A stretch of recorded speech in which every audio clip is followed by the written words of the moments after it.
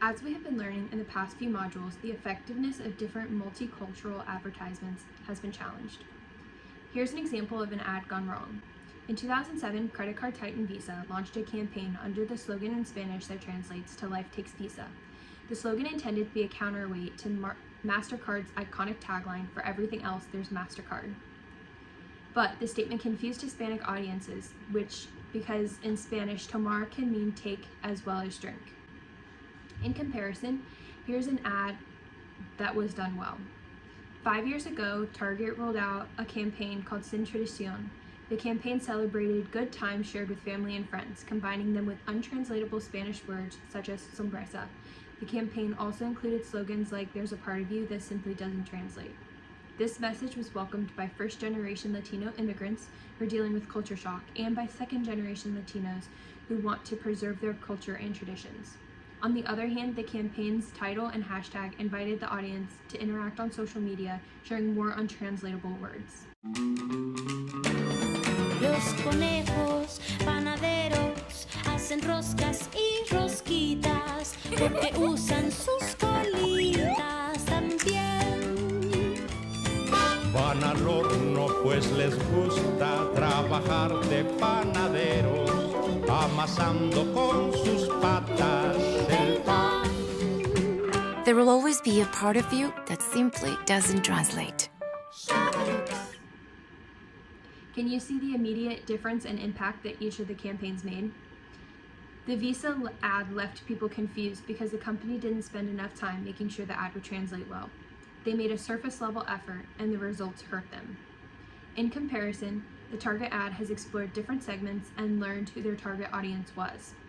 This ad also gave people the chance to respond and add more to it.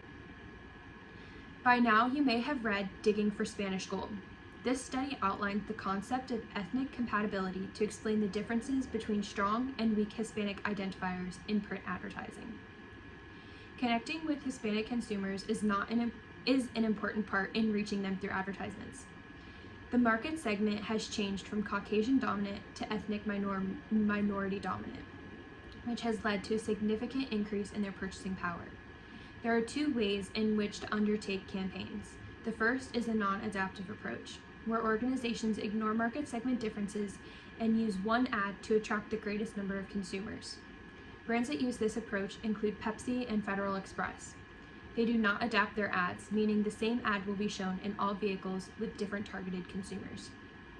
This approach assumes that the appearance of a model that is ethnically congruent with viewers will attract and connect with the viewer.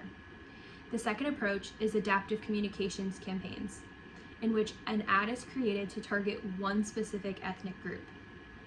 This approach will use specific cues and will consider the content of each audience to be unique. Advertisers who use this second approach show more connection with their consumers. They must take the time to understand what consumers want and need and be able to find the best way to communicate with them. A good example of this is Tide's campaign, "Wash Away Labels." Hispanic consumers hold up a shirt printed with negative stereotypes. The cleansing power of Tide then washes away the slurs. Viewers responded positively to this campaign on social media, and it was successful because Tide took a stand on a relevant cause.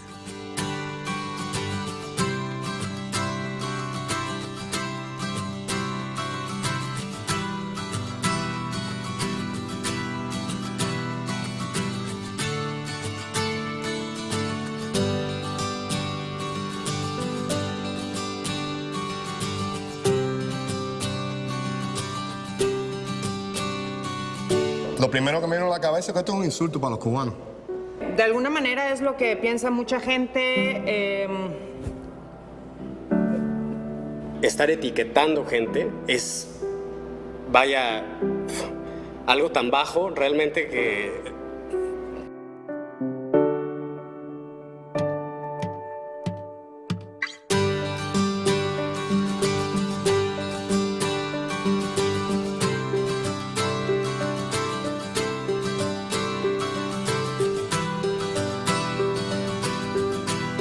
Entonces, claro que me gustaría borrarlo.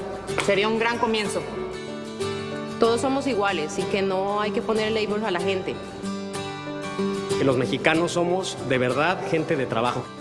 Sin etiquetas, sin prejuicios.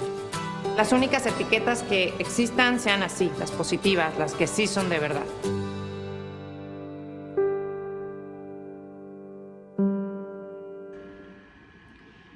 Research has advocated that a person's ethnicity is a more important factor in identifying one's social group than other personal factors. Ethnicity and culture are more important than social class or religious affiliation or other demographic identifiers that brands usually focus on when creating campaigns. Many minority consumers will seek cues to determine whether an ad speaks to them. Think about a time when you have felt like an ad has spoken directly to you and made you feel like you wanted to go out and purchase the product right away. What did the ad do to make you feel this way? Would seeing this Tide ad make you feel more inclined to purchase it over other brands? The second article we're going to look at today is Hispanic ethnicity and media behavior. This study argues the difference between being Hispanic and processing Hispanic ethnicity, the difference between demographic characteristics and psychological construct. There are 4 different segments that possess similar demographic characteristics but different media preferences and behaviors, which we'll take a look at later. Although Hispanicness is independent of demographics, it is related to media preferences and behaviors. This article states that being Hispanic is a binary demographic characteristic. Hispanicness is a psychological construct that is the result of the extent to which one has been raised within a Hispanicness environment. Treating Hispanics as homogeneous in terms of ethnicity does not reflect or assess the continuous nature, complexity, composition, or strength of Hispanicness. And a bad example of an ad that has been run would be Tecate beer, which is the 4th most popular Mexican beer in the United States. The billboard they created has a picture of a beer bottle and just 4 words, "Finally a cold Latina." The inference being that all Latina women are hot. The billboard was highly controversial, and a California congresswoman demanded that it was removed. Members of the Latino community felt that the ad was disrespectful towards women, reinforcing the idea that Latino women are overly sexual. The campaign was retracted after a few days of controversy. The brand's intention was most likely not to offend people. However, they weren't taking into account the psychological aspects of ethnicity. They were just following stereotypes in a way to try and produce a campaign. How do you think that they could have done this differently to make it a successful campaign? There are differences in how different groups interact and obtain their media. Reports found that Hispanics watch English TV and listen to English language radio, but prefer print media in Spanish. They also found the most important media for researching Hispanics is radio and TV. There are 4 groups: asymbolic Hispanics, which have a relatively weak ethnicity but high degree of familism. Symbolic Hispanics are group 2, and they possess the lowest degree of familism and strongest ethnic identity. Group 3 is strong Hispanics, and the last group is weak Hispanics. Within the groups, the study revealed complex relationships between types and the language of particular broadcasts and print media. This shows the psychological factors play an important role in which type of Hispanic engages in English language broadcast media. If advertisers look deeper into these different groups, they can target their audiences much easier by looking at demographics than just by looking at demographics.